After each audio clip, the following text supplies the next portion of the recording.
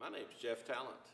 I'm serving at Lebanon Memorial United Methodist Church in Lebanon, Virginia.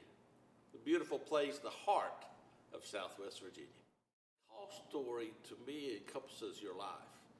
And well, you see, I have all the colors, well, I don't have white, of the church. And I know it may look kind of crazy, but that's what I was wondering when God called me, because I was kind of crazy. And I've wondered, God, why are you calling this crazy person? I had nothing to give back to God. It was just a conversation that he was giving me that I heard, felt, sensed. It was really an overcoming of the Spirit in my life. I was baptized as a baby at Second Methodist Church, Methodist Episcopal Church in Knoxville, Tennessee. Now, of course, in 1968, it became Second United Methodist Church in Knoxville, Tennessee. I had went there, well, as a baby, since I was born, because that's where my mother went. Not necessarily my father, but me and my sister would be put in the car and taken to church every Sunday. And we'd sit in the big sanctuary after going to our Sunday school classes. And to me, it was a wonderful place. As we grow up, we sometimes move away from church. I did that. We realized that in our congregations.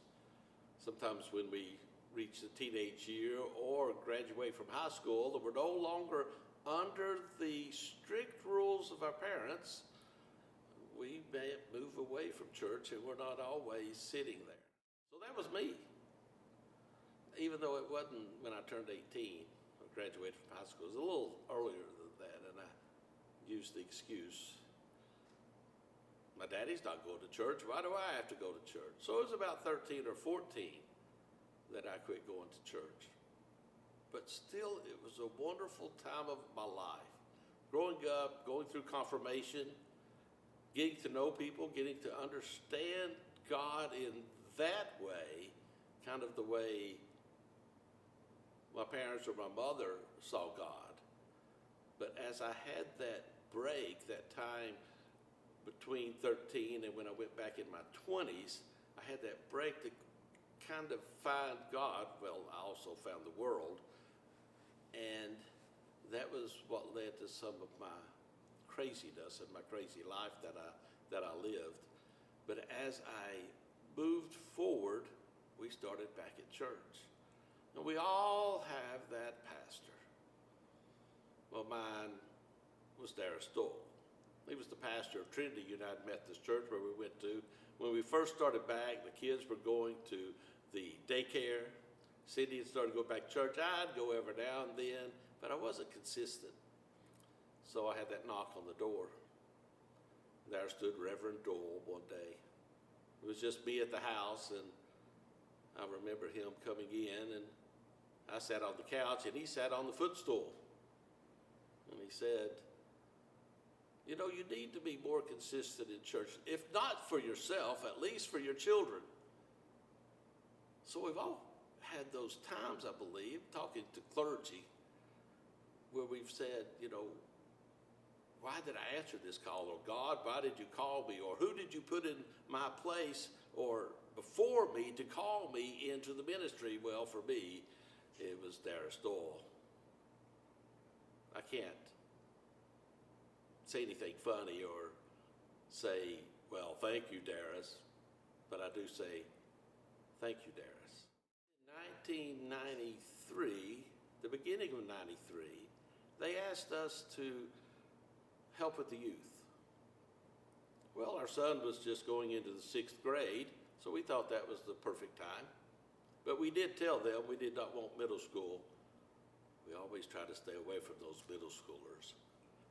So we wanted to work with the senior high youth, which we did. And so we went to UMYF every Sunday night. We went on retreats with the youth. And then in that summer, in June, we went to Mountaintop. We were at Camp Overton. and we had the week, but I was a little nervous because I had no problem being with our youth, but I knew when we went down there that I would be with youth from other churches. And I'd be, well, not really leading, but I'd be like the van driver, and we'd be going, because we all were taught to be leaders of our YRG, which is a youth renewal group.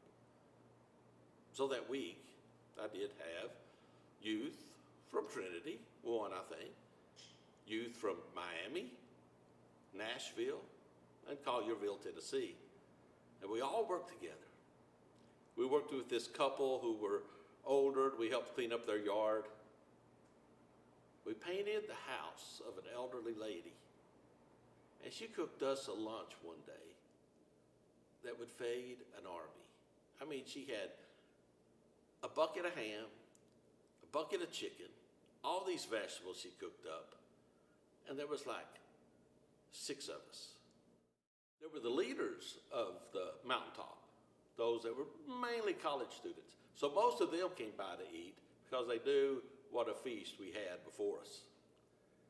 And so it was on that week that I became closer and closer to the youth I was working with, closer and closer to our group, and also with the college students who were the mentors of the youth and the leaders of Mountaintop at that time. And then we got back on Friday, which is our last day. Got back a little early, and I'd taken my shower and had dressed for our Friday night worship.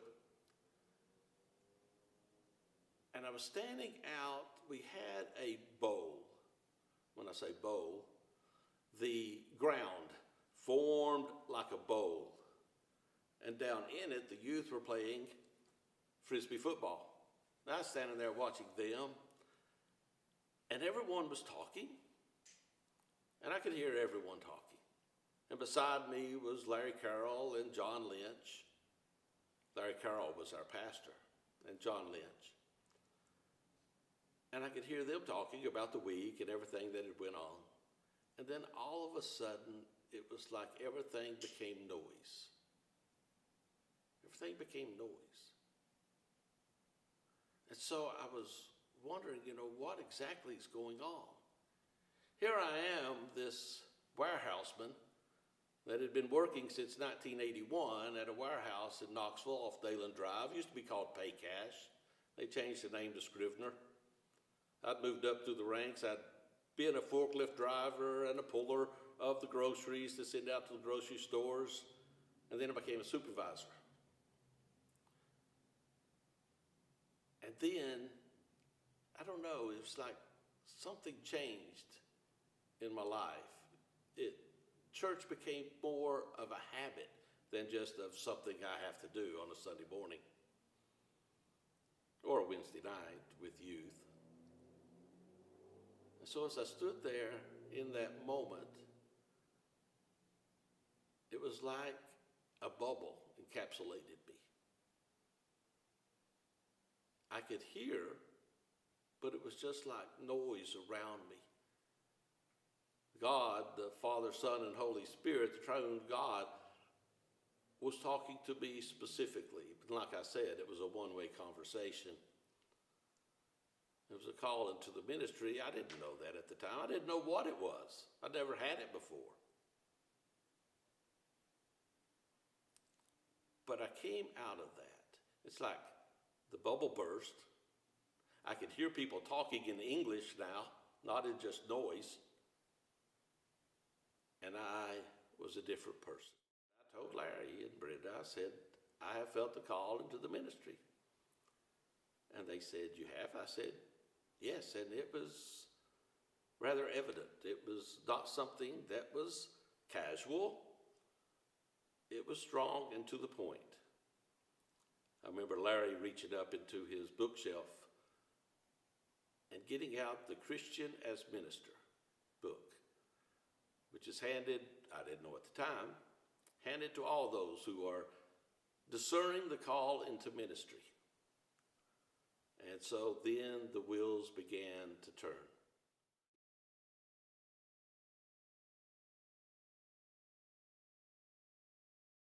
So So as I talk to you who are maybe contemplating whether you have been called into ministry, you're thinking or discerning, was that truly a call? Was that something else? Words I have for you is question. Question God. Challenge God. God's big enough to handle it. And by that, you will grow by leaps and bounds. By that, you will become a different person. By that, just as I, who was Jeff, the warehouseman, standing on the edge of that bowl on that afternoon, who after that bubble burst became Jeff, who was called into the ministry, to today being Jeff, the clergy, the pastor of Lebanon Memorial United Methodist Church. You will grow into that place and become that person. Why? But because God put his hand upon you and his steadfast love endures forever. By that you are blessed, and by your calling we will all be blessed. Que Dios les bendiga. God bless you in all that you do. For I am one sitting here. Yes, with my different colors, I may look strange. But I am one sitting here knowing that God moved me from that place, that bowl, through school, through the divinity school, through many churches, to sit here today to bring you this message about how God reaches us where we are so that we can come to those places where you are.